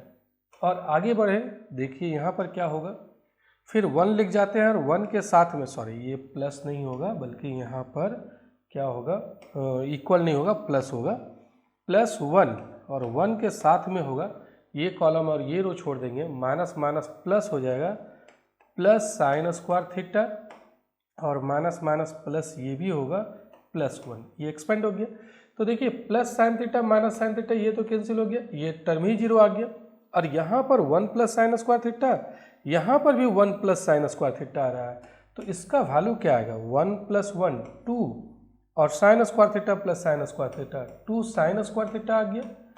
अब देखिए 2 कॉमन ले लीजिए, 2 कॉमन लेंगे तो मैं यहाँ पर लिख रहा हूँ इक्वल टू 2 अगर कॉमन ले लिए तो 1 प्लस साइन स्क्वायर थीटा, इसका डिटर्मिनेंट इतना हो गया, डिटर्मिनेंट ए, मैट्रिक्स ए का डिटर्मिनेंट जो है वो इसके इक्वल है। अब ये पता करना है कि यहाँ पर डिटर्मिनेंट ए का वैल्यू क्या होगा, 0 तो नहीं आया, फर्स्ट ऑप्शन तो नहीं आया। अब ये 3 जो बाकी ऑप्शन है उसमें से किस इंटरवल में लाई करेगा, तो देखिए ये क्या निकला हुआ है, ये डिटर्मिनेंट ए का वैल्यू निकला हुआ है। सबसे पहले थीटा अगर 0 से 2 पाई तक है या कोई भी एंगल रहे थीटा, तो साइन थीटा का वैल्यू -1 और 1 के बीच में होता है, ये तो आप जानते हैं, साइन थीटा का वैल्यू हमेशा -1 और 1 के बीच होता है। अगर स्क्वायर कर दें तो स्क्वायर कर देंगे तो 0 से बड़ा होगा या 0 के इक्वल आएगा, क्योंकि स्क्वायर करने पर नेगेटिव नहीं होगा, स्क्वायर करने पर किसी भी रियल नंबर का स्क्वायर करेंगे तो नेगेटिव नहीं आएगा, साइन थीटा का स्क्वायर करेंगे तो नेगेटिव नहीं आएगा, तो 0 से बड़ा होगा और लेस देन इक्वल टू 1 होगा। अब 1 प्रत्येक में ऐड कर दीजिए, 1 यहाँ पर ऐड करेंगे तो 1 हो जाएगा, और यहाँ पर 1 ऐड करेंगे 1 प्लस साइन स्क्वायर थीटा, और यहाँ पर 1 ऐड करेंगे तो 2 हो जाएगा। अब 2 से मल्टीप्लाई कर दीजिए, क्योंकि 2 टाइम्स है यहाँ पर, तो 2 से मल्टीप्लाई करेंगे तो 2 less than equal to 2 into 1 plus sine square theta, और लेस देन इक्वल टू यहाँ पर हो जाएगा 2 से मल्टीप्लाई करेंगे तो 4, और 2 into 1 plus sine square theta यही डिटर्मिनेंट का वैल्यू है, मतलब 2 less than equal to determinant of A less than equal to 4। तो डिटर्मिनेंट ऑफ ए का जो वैल्यू आ रहा है वो किस इंटरवल में आ गया, ये 2 से लेकर के 4 तक, क्लोज्ड इंटरवल में 2 भी हो सकता है 4 भी हो सकता है। कौन सा ऑप्शन करेक्ट होगा, तो ऑप्शन नंबर जो डी है, ये ऑप्शन डी करेक्ट आंसर होगा इसका। तो यहाँ पर इस मैट्रिक्स का जो डिटर्मिनेंट होगा वो 2 से 4 तक होगा, डिफरेंट थीटा का वैल्यू रखेंगे तो ये क्वेश्चन हो गया। अब आगे बढ़ते हैं, क्वेश्चन नंबर 20 क्या कहता है, ये देखिए, let A be a non singular square matrix of order 3×3 then adjoint of A. देखिए एक फार्मूला है, फार्मूला क्या है, अगर मान लीजिए ए जो मैट्रिक्स है वो n×n ऑर्डर का है, तो एडजॉइंट ए जो होता है इस मैट्रिक्स का एडजॉइंट, उसका वैल्यू होता है determinant of A to the power n-1। Adjoint A का जो डिटर्मिनेंट होगा वो ए के डिटर्मिनेंट का पावर n-1 हो जाएगा। अगर ये n/n ऑर्डर का है तो यहाँ पर ए मैट्रिक्स किस ऑर्डर का है, 3×3 ऑर्डर का, ए मैट्रिक्स जो है वो 3×3 ऑर्डर का है, तो यहाँ पर जो एडजॉइंट होगा इस मैट्रिक्स का वो किसके इक्वल हो जाएगा, determinant of A to the power n-1, यहाँ n ऑर्डर बता रहा था तो 3-1 हो जाएगा, 3-1 मतलब डिटर्मिनेंट ऑफ ए का होल स्क्वायर आएगा। तो कौन सा ऑप्शन करेक्ट हुआ, ऑप्शन जो बी है वो करेक्ट ऑप्शन हो जाएगा। तो एक फार्मूला बेस्ड क्वेश्चन है। चलिए अब आगे बढ़ते हैं, नेक्स्ट क्वेश्चन को देखते हैं। क्वेश्चन नंबर 20 है, if f of x equal to x square sine 1/x where x not equal to 0 then the value of the function f at x equal to 0 so that the function is continuous at x equal to 0। आपको पता होगा कि function continuous कब होता है, जब left hand limit right hand limit और function का वैल्यू इक्वल हो, या फिर आप ऐसा भी कह सकते हैं कि जो लिमिट होगा x टेंस टू 0, 0 पर कंटिन्यूटी की बात किया जा रहा है, function is continuous at x equal to 0, तो फंक्शन का लिमिट निकाल लेंगे 0 पर, अगर वो 0 पर फंक्शन के वैल्यू के इक्वल आ जाता है तो भी कंटिन्यूस होता है। ये भी कंटिन्यूटी का डेफिनेशन है कि 0 पर फंक्शन का जो लिमिट होगा वो f ऑफ 0 के इक्वल आना चाहिए। तो इसका यहाँ पर पूछा जा रहा है, ये फंक्शन का वैल्यू तो डिफाइंड है लेकिन ये कब डेफिनेशन है, जब x नॉट इक्वल टू 0 है, अगर x नॉट इक्वल टू 0 रहे तब फंक्शन का ये वैल्यू है। x इक्वल टू 0 पर फंक्शन का वैल्यू क्या होगा, यही वैल्यू हम लोग को निकालना है। तो ये वैल्यू निकालने के लिए हम लोग ये लिमिट निकाल लेते हैं। तो देखिए लिमिट कितना आएगा, लिमिट x टेंस टू 0, यहाँ पर इम्प्लाइज कर देते हैं, f ऑफ x का वैल्यू है x square into sine 1/x, और यही f ऑफ 0 हो जाएगा। एक्चुअली यही हम लोग को निकालना है, फंक्शन का वैल्यू निकालना है 0 पर। अब इसका लिमिट क्या होगा, यहाँ पर आप अगर x की जगह 0 पुट करेंगे 0, और यहाँ 0 पुट करने पर साइन 1/0 मतलब साइन इन्फिनिटी, और साइन इन्फिनिटी का वैल्यू तो एक नंबर आएगा, -1 और 1 के बीच का ही एक नंबर आएगा, एक डिफिनेट नंबर आएगा, जो भी नंबर आए। लेकिन x टेंस टू 0 कहने का मतलब ये एंगल वेरी लार्ज हो जाएगा, चाहे एंगल कुछ भी हो। साइन थीटा का वैल्यू -1 और 1 के बीच में होता है, तो ये -1 और 1 के बीच में नंबर आएगा, और यहाँ पर 0 है, 0 से मल्टीप्लाई करेंगे तो 0 आ गया, f ऑफ 0। तो फंक्शन का जो वैल्यू है 0 पर वो किसके इक्वल आ रहा है, 0 के इक्वल आ रहा है। तो कौन सा ऑप्शन इसका ट्रू होगा, ये ऑप्शन ए जो है वो करेक्ट हो जाएगा। चलिए अब आगे बढ़ते हैं। इस तरीके से और भी क्वेश्चन आपके बुक में मिल सकता है, उसको आप ट्राई कर सकते हैं। देखिए नेक्स्ट क्वेश्चन है कि the function f x equal to mod x minus 1, ये क्या कंटिन्यूस है, ये मॉडुलस फंक्शन है। तो मॉडुलस फंक्शन x माइनस 1 का ग्राफ अगर आप बनाएं तो ग्राफ कुछ इस तरीके का ग्राफ बनेगा, ये इस तरीके का ग्राफ बनेगा, यहाँ पर 1 होगा, ये 45 डिग्री एंगल बनाएगा, ये 45 डिग्री। ग्राफ से आप आसानी से पता कर सकते हैं कि वो कंटिन्यूस या डिफरेंशिएबल है या नहीं। या एक्चुअली मॉड x का ग्राफ कैसे बनता है, अगर f x equal to mod x लिखें तो मॉड x का ग्राफ जो होता है वो यहाँ से 45 डिग्री इधर से एंगल बनाएगा और ये इधर जाएगा, तो ये मॉड x का ग्राफ होता है, ये y एक्सिस हो जाएगा और ये x एक्सिस। अगर यहाँ मॉड x माइनस 1 है तो यही चीज़ सेम फिगर बनेगा, लेकिन वो 1 पर बनेगा। तो अब यहाँ पर फिगर देख करके आप आसानी से कह सकते हैं कि ये कंटिन्यूस तो है, पूरे इंटरवल में कंटिन्यूस है, -∞ से +∞ में। और यहाँ पर कॉर्नर बन रहा है, आपको पता होगा कि अगर जिस पॉइंट पर कॉर्नर बनता है वहाँ पर फंक्शन डिफरेंशिएबल नहीं होता है, तो 1 पर डिफरेंशिएबल नहीं है। देखिए continuous at x equal to 1 पर कंटिन्यूस है, ये तो करेक्ट है। कंटिन्यूस एवरीवेयर, एवरीवेयर कंटिन्यूस होता है, मॉडुलस फंक्शन एवरीवेयर कंटिन्यूस होता है। Not differentiable at x equal to 1, x equal to 1 पर डिफरेंशिएबल भी नहीं है, क्योंकि यहाँ पर 1 पर कॉर्नर बन रहा है। तो फिर ऑल ऑफ दिस, इसका मतलब सभी है, कंटिन्यूस भी है, एवरीवेयर कंटिन्यूस है, 1 पर भी कंटिन्यूस है, डिफरेंशिएबल नहीं है 1 पर, तो ऑल ऑफ दिस जो है वो इसका करेक्ट आंसर हो जाएगा। चलिए आप नेक्स्ट क्वेश्चन देखते हैं। क्वेश्चन नंबर 22 क्या कहता है, derivative of cos root under x, ये तो आप लोग आसानी से कर सकते हैं चेन रूल से, फंक्शन ऑफ फंक्शन से। y equal to cos root under x है, अगर इसको डिफ्रेंशिएट करना है dy/dx निकालना है, तो चेन रूल से आप इसको कैसे डिफ्रेंशिएट कीजिएगा। कॉस रूट अंडर x को पहले कॉस रूट अंडर x के रिस्पेक्ट में, पहले तो रूट अंडर x का फंक्शन है, फिर रूट अंडर x को आप डिफ्रेंशिएट कर लीजिए x के रिस्पेक्ट में। तो कॉस रूट अंडर x का क्या हो जाएगा, अगर इसको u मान ले तो कॉस u हो गया, कॉस u का हो जाएगा माइनस साइन u मान रहे हैं रूट अंडर x को, और रूट अंडर x का होता है 1/2 रूट अंडर x। तो ये कौन सा ऑप्शन देखिए, minus sine root under x divided by 2 root under x, minus sine root under x divided by 2 root under x, option B जो है वो इसका करेक्ट आंसर होगा।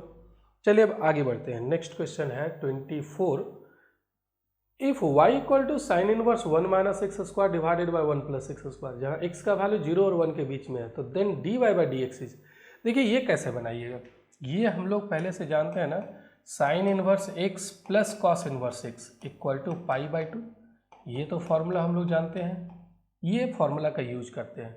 तो sign inverse 1 minus x square divided by 1 plus x square, और यहाँ पर इसी का cos inverse 1 minus x square divided by 1 plus x square, इसका वैल्यू क्या हो जाएगा π/2। x कुछ भी यहाँ पर आप पुट करते हैं तो π/2 होगा। तो यहाँ पर ये x की जगह ये पूरा है sine inverse x plus cos inverse x के फॉर्मूला से। अब साइन इनवर्स x को यहाँ पर रहने दीजिए, sine inverse 1 minus x square divided by 1 plus x square, और इसको उधर ले जाते हैं तो π/2 minus cos inverse 1 minus x square divided by 1 plus x square, और ये आपको पता होगा ये 2 tan इनवर्स x होता है, फॉर्मूला है, और यही आपका y है, आप चेक करें यही y है, तो इसको आप y लिख लीजिए, और यहाँ पर π/2, और ये क्या है, ये 2 tan inverse 1 minus x, sorry 2 tan inverse x होता है, ये फॉर्मूला है 2 tan इनवर्स एक्स का फॉर्मूला। अब डिफ्रेंशिएट कर लीजिए तो dy बाई डी एक्स क्या होगा, यहाँ पर अगर डिफ्रेंशिएट करते हैं तो पाई बाई 2 का तो 0 हो गया, 2 रहने दीजिए -2, और tan इनवर्स एक्स का आपको पता है tan इनवर्स एक्स का formula 1 by 1 plus x square होता है, तो ये क्या रहा -2 divided by 1 plus x square. तो कौन सा ऑप्शन करेक्ट होगा, देखिए -2 divided by 1 plus x square, ये ऑप्शन ए जो है वो इसका करेक्ट आंसर होगा। नेक्स्ट आगे बढ़ते हैं हम लोग, ये 25 में है y equal to log of log x, तो आप इसको आसानी से डिफ्रेंशिएट कर सकते हैं चेन रूल से। लॉग ऑफ लॉग एक्स का 1 बाय लॉग एक्स होगा, पहले 1 बाय लॉग एक्स किसका, लॉग ऑफ लॉग एक्स का, और फिर लॉग एक्स का होगा 1 बाय एक्स। तो क्या आ रहा है नीचे x log x आ गया, कौन सा ऑप्शन होगा, x log x, option C जो है वो इसका करेक्ट होगा। तो चेन रूल से आप इसको आसानी से कर सकते हैं। अब नेक्स्ट क्वेश्चन ये देखिए, क्वेश्चन नंबर 26 ये है कि x equal to a cos theta, y equal to b cos theta, तो dy बाई डी एक्स निकालना है। ये पैरामेट्रिक इक्वेशन है, तो आप पैरामेट्रिक वाला फॉर्मूला का भी यूज करके बना सकते हैं, या फिर x और y के बीच एक रिलेशन निकाल लीजिए, वहाँ से भी बन जाएगा। कैसे x y के बीच एक रिलेशन निकलेगा, देखिए यहाँ से cos थीटा का वैल्यू क्या आएगा, cos थीटा का वैल्यू अगर यहाँ से निकालेंगे या यहाँ से ही निकाल लीजिए, फर्स्ट से ही निकाल लीजिए cos थीटा का वैल्यू, तो x डिवाइडेड बाय a आ जाएगा, और ये यहाँ पर पुट कर दीजिए y इक्वल टू b, और cos थीटा का वैल्यू कितना है, x डिवाइडेड बाई a, तो ये क्या हो गया b डिवाइडेड बाई a, ये कांस्टेंट है और यहाँ पर x। अब डिफ्रेंशिएट कर लीजिए तो dy by D x equal to क्या हो जाएगा, b बाई a तो कांस्टेंट है और x का डेरिवेटिव 1 हो जाएगा, तो b बाई a आ रहा है, ऑप्शन जो c है वो करेक्ट हो जाएगा। इस तरीके से भी कर सकते हैं, या आप ऐसा कीजिए x को भी थीटा के रिस्पेक्ट में डिफ्रेंशिएट कर लीजिए, y को भी थीटा के रिस्पेक्ट में डिफ्रेंशिएट कर लीजिए, उसके बाद dy बाई डी एक्स का जो फॉर्मूला होता है, आप लोग पैरामेट्रिक में पढ़ चुके हैं, dy बाई डी एक्स का formula dy by D theta divided by dx by D theta, तो इस फॉर्मूला का यूज करके भी बना सकते हैं, या एक्स वाई के बीच एक रिलेशन हम लोग ले आए और इस रिलेशन को डिफ्रेंशिएट कर लिए यहाँ पर, ऐसा भी कर सकते हैं। तो दोनों में से जो आपको अच्छा लगे कर सकते हैं। चलिए नेक्स्ट क्वेश्चन को देखते हैं।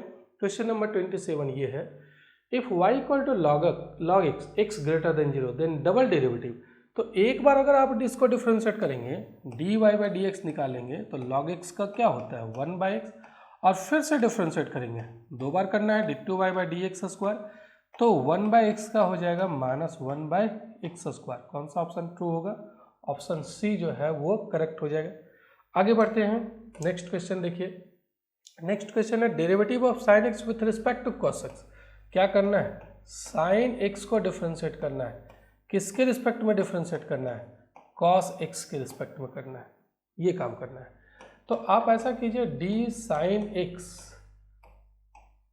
डिवाइडेड बाई डी एक्स, और नीचे भी D cos x divided by D x, ये चेन रूल पैरामेट्रिक फंक्शन जैसा आप कर सकते हैं। साइन एक्स को भी एक्स के रिस्पेक्ट में, कॉस एक्स को भी एक्स के रिस्पेक्ट में, दोनों को डिवाइड कर देंगे, तो साइन एक्स का डेरिवेटिव क्या हो जाएगा, साइन एक्स का हो जाएगा कॉस एक्स, और कॉस एक्स का क्या होगा माइनस साइन एक्स, तो कितना आ गया ये माइनस कॉट एक्स आ गया, तो माइनस कॉट एक्स मतलब ऑप्शन डी जो है वो इसका करेक्ट आंसर हो गया।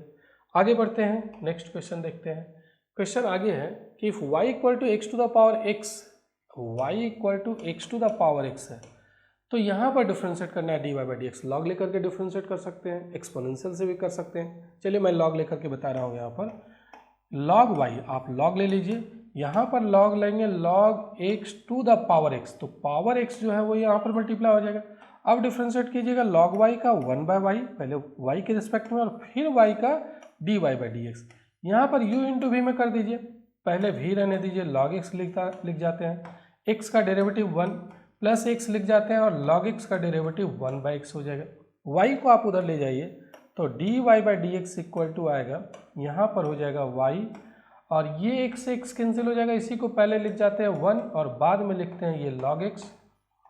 तो आप देखिए y का वैल्यू यहाँ पर पुट कर देते हैं, y हम लोग किसको सपोज कर रहे हैं x to the power x को, तो x to the power x हो गया y का वैल्यू, और ये हो जाएगा 1 प्लस log x।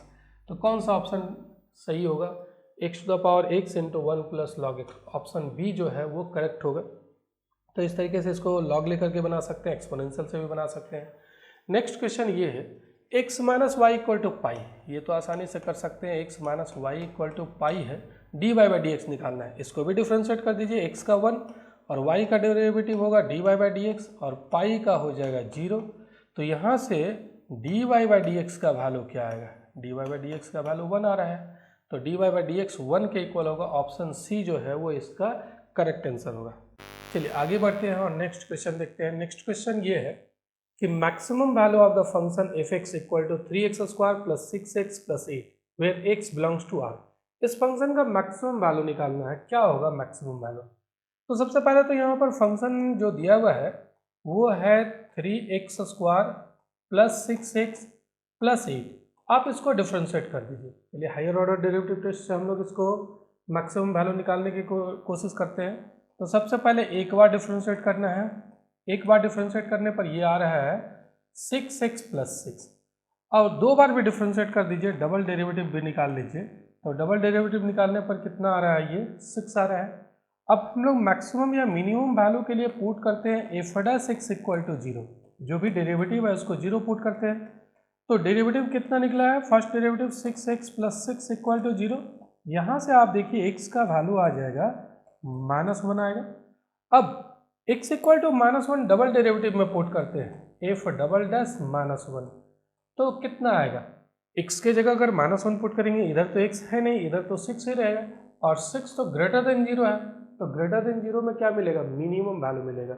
यानी कि x इक्वल टू -1 पर मिनिमम वैल्यू मिलेगा, मैक्सिमम वैल्यू यहाँ पर नहीं मिलेगा। मैक्सिमम वैल्यू और तो कहीं मिलेगा नहीं, पॉलिनोमियल फंक्शन है ये, तो मैक्सिमम वैल्यू इसका जो है वो एग्जिस्ट नहीं करेगा, सिर्फ मिनिमम वैल्यू ही इसका एग्जिस्ट करेगा। तो मिनिमम वैल्यू निकल जाएगा, x इक्वल टू -1 पुट करने पर मिनिमम वैल्यू निकल जाएगा, लेकिन मैक्सिमम वैल्यू इसका एग्जिस्ट नहीं करेगा। तो ये एक क्वेश्चन हो गया। चलिए आगे बढ़ते हैं, नेक्स्ट क्वेश्चन देखते हैं 32। The function f x which is equal to x square minus 2x is decreasing in the interval. तो आपको पता है कि फंक्शन का डेरिवेटिव अगर पॉजिटिव हो तो उस इंटरवल में इंक्रीजिंग होता है, और जिस इंटरवल में फंक्शन का डेरिवेटिव नेगेटिव हो उसमें डिक्रीजिंग होता है। तो डेरिवेटिव निकाल लीजिए, डेरिवेटिव से पता चल जाएगा। एफ एक्स यहाँ पर ये दिया हुआ है, इसको डिफ्रेंशिएट करते हैं, एफ डैश एक्स निकालते हैं, तो एफ डैश एक्स कितना हो जाएगा, 2x माइनस 2, और डिक्रीजिंग है, तो डिक्रीजिंग है तो ये लेस देन 0 होना चाहिए। लेस देन 0 कब आएगा, देखिए 2x लेस देन 2, यानी कि यहाँ से x लेस देन 1 में डिक्रीजिंग आ जाएगा, डेरिवेटिव लेस देन 0 आ जाएगा तो मतलब डिक्रीजिंग हो जाएगा। तो x किस इंटरवल में होगा, x जो है वो -∞ to 1 हो जाएगा, -∞ to 1, 1 की तरफ क्लोज्ड है, तो -∞ to 1 कर दीजिए, ये ऑप्शन जो है वो करेक्ट हो जाएगा। अगर स्ट्रिक्टली इंक्रीजिंग है तो आप यहाँ पर ओपन इंटरवल भी रख सकते हैं। तो चलिए ये हो गया डिक्रीजिंग से रिलेटेड। आगे बढ़ते हैं 33 number. The slope of the tangent to the curve this at x equal to -1। Slope निकालना है टेंजेंट का, तो टेंजेंट का स्लॉप तो आप जानते हैं डेरिवेटिव के इक्वल होता है, D Y by D x जो होता है वो टेंजेंट का स्लॉप बताता है। कोई भी कर्व है और मान लीजिए कर्व ये ऐसा है, किसी भी पॉइंट पर अगर आप टेंजेंट ड्रॉ करते हैं तो उस पॉइंट का टेंजेंट का जो स्लॉप होगा वो स्लॉप किसके इक्वल होता है, स्लॉप होता है D Y by D x के इक्वल। जिस पॉइंट का डी वाई स्लॉप निकालना है वहाँ का d Y by D x निकाल दीजिए। अगर ये पी पॉइंट का निकालना है तो D Y by D x हम लोग पी पॉइंट का निकाल देंगे। तो इसको डिफ्रेंशिएट कर लीजिए, क्या होगा D Y by D X, देखिए D Y by D X आ रहा है आपका 3x स्क्वायर प्लस 3 आ रहा है, इसको डिफ्रेंशिएट करने पर 3x स्क्वायर प्लस 3, और स्लॉप निकालना है, स्लॉप को m से डिनोट करते हैं, तो ये d Y by D x निकल जाएगा। किस पॉइंट का d Y by D x निकालना है, जिस पॉइंट का स्लॉप निकालना है x इक्वल टू -1 का निकालना है, तो x की जगह -1 पुट करेंगे तो 3 इंटू -1 का होल स्क्वायर प्लस 3, -1 का होल स्क्वायर तो 1 हो जाएगा, 1 इंटू 3 3 प्लस 3 यानी कि ये 6 आ रहा है, इसका स्लॉप क्या हो जाएगा 6, यानी कि ऑप्शन सी जो है वो करेक्ट ऑप्शन होगा। चलिए नेक्स्ट क्वेश्चन को देखते हैं। नेक्स्ट क्वेश्चन क्या है, next question 34 number. The interval in which this is increasing. तो इंक्रीजिंग के लिए डेरिवेटिव पॉजिटिव होना चाहिए, डिफ्रेंशिएट कीजिए यहाँ पर d Y by D x, d Y by D x कितना आएगा, u इंटू वी में करेंगे, पहले v और एक्स स्क्वायर का 2x प्लस एक्स स्क्वायर रहने देते हैं और इसका डेरिवेटिव हो जाएगा minus e to the power minus x. आप कॉमन ले लीजिए e to the power minus x, तो x भी कॉमन ले सकते हैं, x और e to the power minus x common ले लिया तो यहाँ पर हो जाएगा 2 और यहाँ पर आएगा माइनस एक्स। और इंक्रीजिंग की बात कर रहा है तो इंक्रीजिंग के लिए ग्रेटर देन 0 होना चाहिए।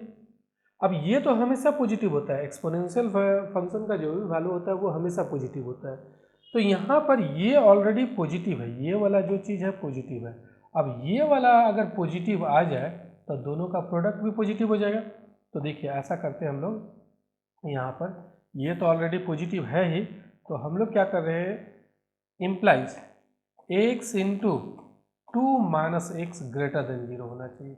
x into 2 minus x greater than 0, minus से मल्टीप्लाई कर लीजिए या माइनस कॉमन ले लीजिए, तो माइनस कॉमन लेंगे तो x पॉजिटिव हो जाएगा, x माइनस 2 ग्रेटर देन 0, यहाँ पर ग्रेटर देन 0, माइनस से मल्टीप्लाई करने पर x into x minus 2 greater than 0 की जगह अब लेस देन 0 हो जाएगा। क्यों? क्योंकि माइनस से हम लोग मल्टीप्लाई किए हैं।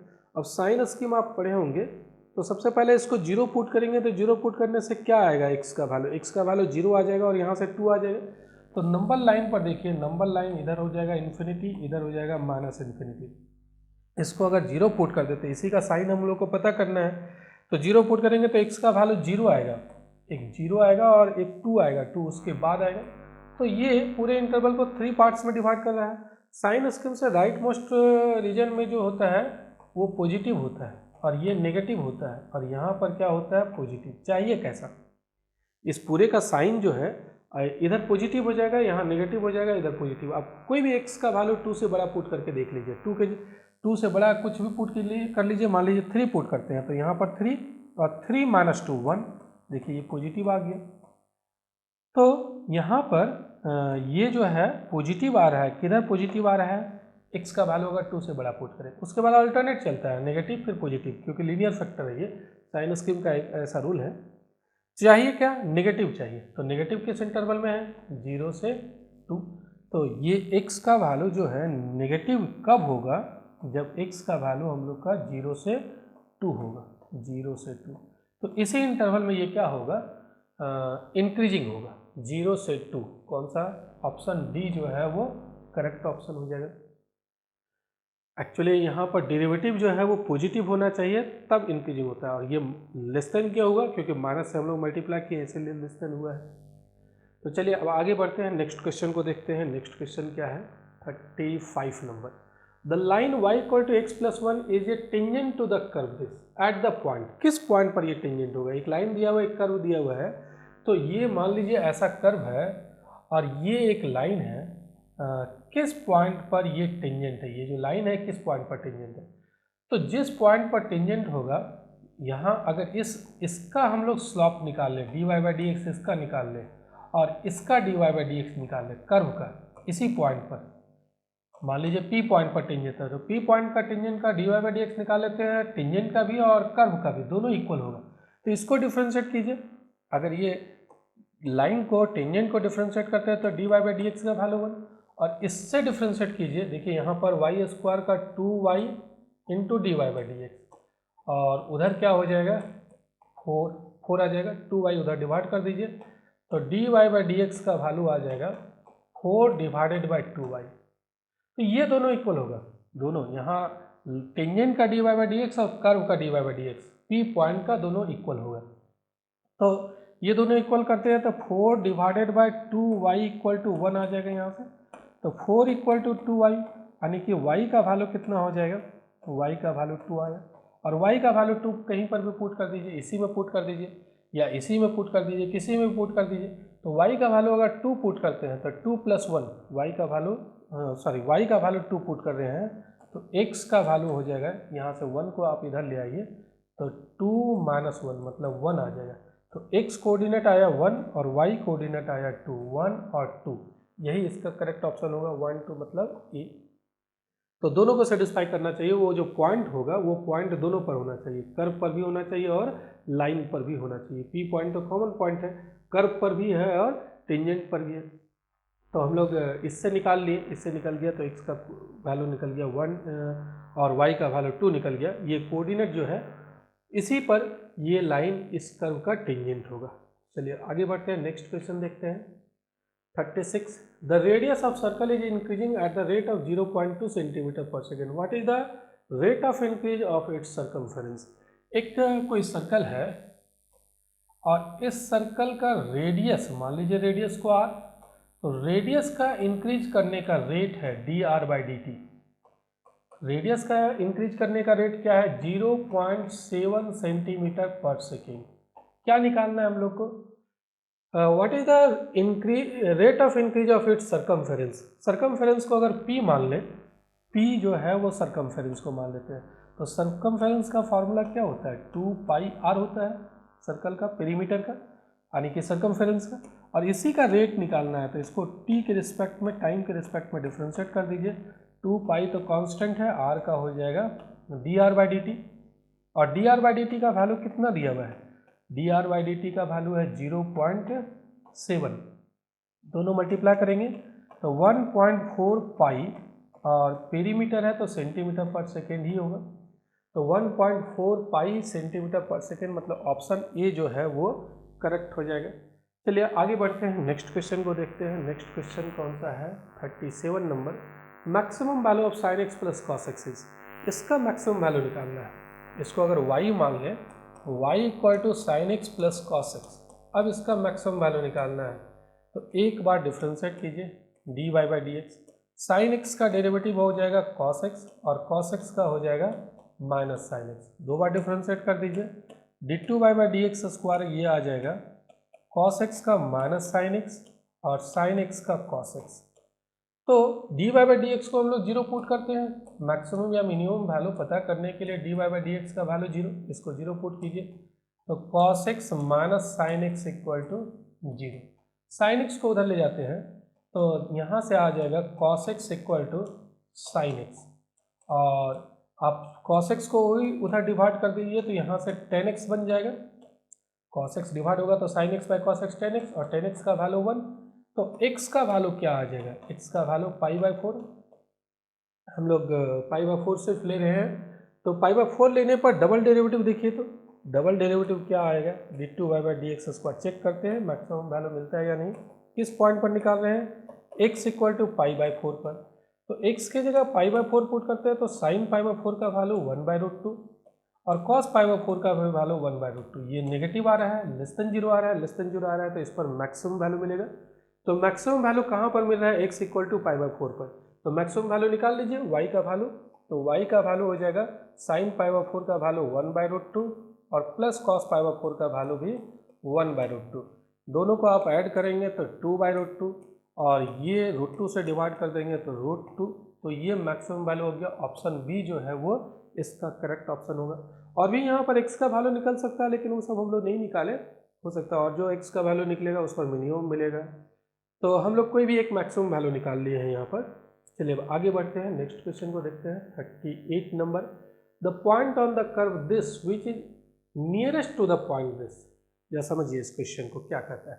मान लीजिए ये कर्व है, ये कर्व है x square equal to 2y, और यहाँ पर एक पॉइंट है, ये मान लेते हैं ए पॉइंट है और इसका कोऑर्डिनेट है 0, 5। सवाल ये है कि the point on the curve, इस कर्व पर कौन ऐसा पॉइंट है which is nearest to the point this, इस पॉइंट के नियरेस्ट है। इस कर्व पर तो यहाँ पर भी पॉइंट है, तो ये पॉइंट का डिस्टेंस ज़्यादा है, यहाँ से ज़्यादा है। एक नियरेस्ट पॉइंट मान लीजिए यहाँ पर कोई एक ऐसा पॉइंट होगा जो इस ए से सबसे कम दूरी का है, तो इसका कोऑर्डिनेट हम लोग मान लेते हैं एक्स वाई इसका कोऑर्डिनेट सपोज कर लीजिए, यही सबसे नियरेस्ट पॉइंट है, और इस डिस्टेंस को हम लोग मान लेते हैं एल। सपोज कर लीजिए डिस्टेंस एल है, तो ये एल मिनिमम होना चाहिए। एल अब होगा क्या, एल डिस्टेंस फार्मूला से आप निकालेंगे, तो डिस्टेंस फार्मूला से निकालेंगे तो क्या कैसे निकलेगा, x माइनस 0 का होल स्क्वायर, x, एक मिनट जरा सा, एक मिनट रुक जाइए, ये हो जाएगा यहाँ पर रूट अंडर x माइनस 0 का whole square plus y minus 5 का होल स्क्वायर, ये डिस्टेंस फार्मूला से। एक्स से माइनस x1 माइनस x2 का whole square plus y1 minus y2 का होल स्क्वायर का रूट अंडर। अब ये स्क्वायर भी कर दीजिए तो रूट अंडर हट जाएगा यहाँ से, ये हो जाएगा एक्स स्क्वायर और यहाँ पर हो जाएगा y माइनस 5 का होल स्क्वायर। अब ये सिंगल वेरिएबल में बदल दीजिए, तो सिंगल वेरिएबल में एक्चुअली ये एक्स वाई जो है इसी कर्व पर है, तो कर्व के इक्वेशन को तो सेटिस्फाई करेगा ही। तो एक्स स्क्वायर का वैल्यू हम लोग क्या लिख सकते हैं, 2y लिख सकते हैं, तो 2y प्लस y माइनस 5 का होल स्क्वायर। और यही एल जो है वो मिनिमम होना चाहिए, नियरेस्ट पॉइंट निकालना है। तो एल जब मिनिमम होगा उस समय एल स्क्वायर भी मिनिमम होगा, तो एल स्क्वायर ही मिनिमम होगा। इस एल स्क्वायर को कुछ भी एक मान लीजिए एल स्क्वायर को हम लोग स्मॉल एल मान लेते हैं। यही स्मॉल एल का जो वैल्यू है वो मिनिमम होना चाहिए, क्योंकि जब ये डिस्टेंस मिनिमम होगा उस समय उसका स्क्वायर भी मिनिमम होगा। और इसी एल स्क्वायर को हम लोग एल स्क्वायर को एल मान रहे हैं। अब इसको डिफ्रेंशिएट कर लीजिए, डी एल डिवाइडेड बाई, ये वाई का फंक्शन है तो वाई के रिस्पेक्ट में डिफ्रेंशिएट कीजिए, वाई का फंक्शन है तो क्या होगा, ये तो 2 हो जाएगा यहाँ पर डिफरेंशियल कोएफिशिएंट, और इसका डिफरेंशियल कोएफिशिएंट हो जाएगा 2 टाइम्स ऑफ वाई माइनस 5।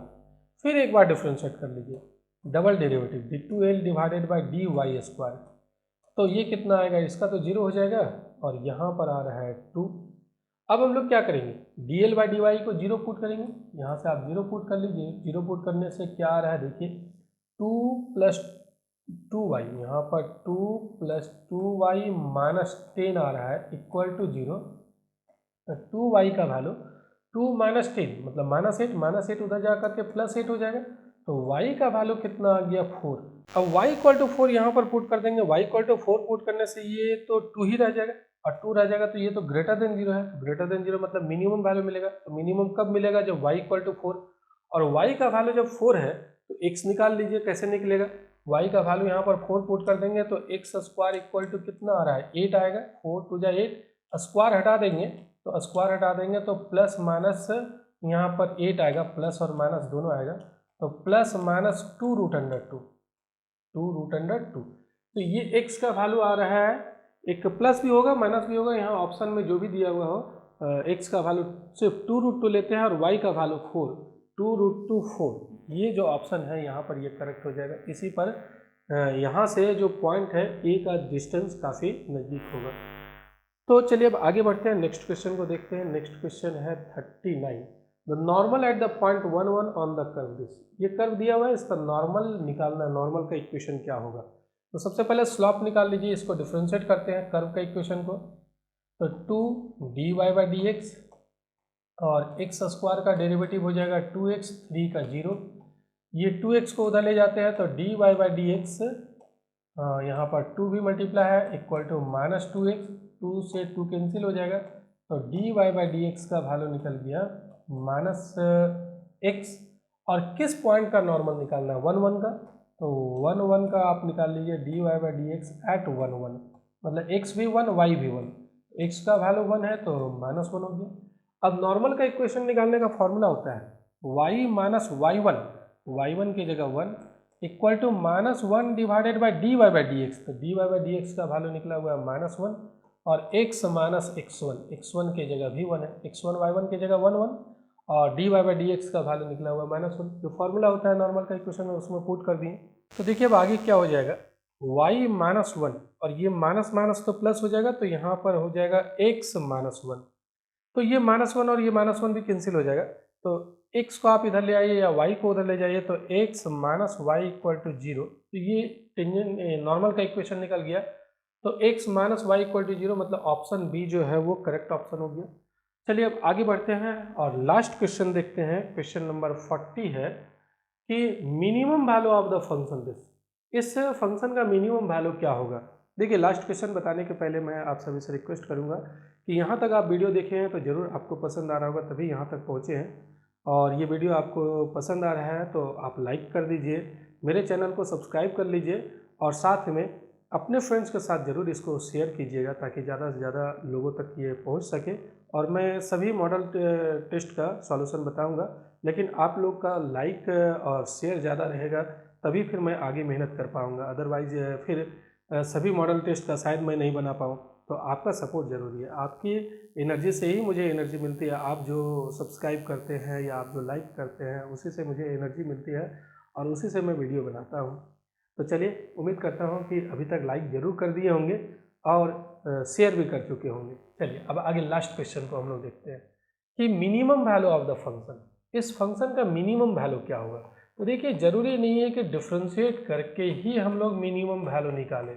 यहाँ पर ये फंक्शन है ना, तो सबसे पहले मॉड x प्लस 2 का वैल्यू, ये तो ग्रेटर देन और इक्वल टू 0 होगा, क्योंकि मॉडुलस है, मॉडुलस कभी नेगेटिव नहीं होता है। तो मॉडुलस का निश्चित रूप से वैल्यू जो है वो ग्रेटर देन इक्वल टू 0 होता है। 0 मिनिमम वैल्यू हो गया।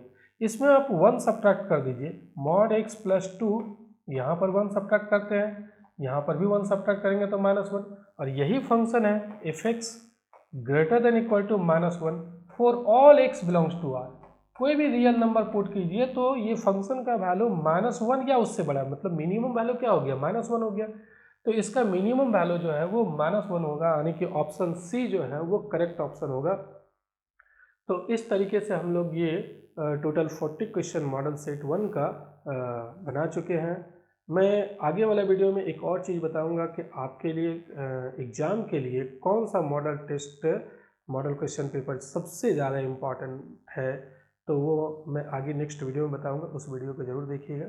चलिए आज इस वीडियो में बस यहीं तक, मिलते हैं नेक्स्ट वीडियो में। इस वीडियो को देखने के लिए बहुत बहुत धन्यवाद। Thank you.